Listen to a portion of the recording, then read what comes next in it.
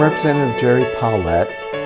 I'm a member of the House Education Committee and the House Appropriations Committee, and today we're going to be talking about special education.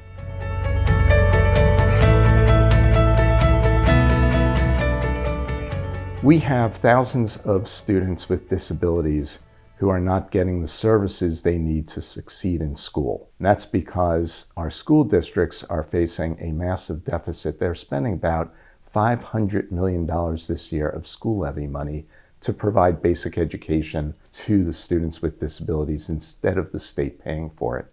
It's driving the Seattle School District and other school districts into massive deficits. And so the real problem is the children who don't get evaluated for disability or who don't get services.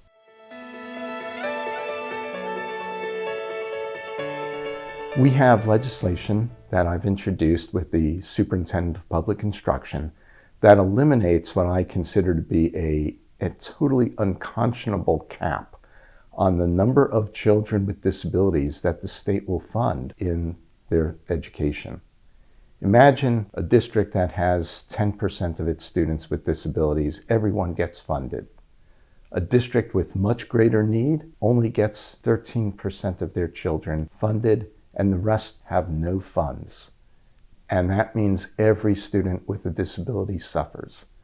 We need to eliminate this unconscionable cap on how many children with disabilities that the state pays for, and we have to increase the funding support to pay for services like speech therapy or autism services and the many other professional services needed for students to succeed, as well as having a paraeducator when one is called for. Not only will fully funding special education ensure that we identify the children with disabilities, it will ensure that they have the supports needed to be able to succeed in the classroom alongside their peers.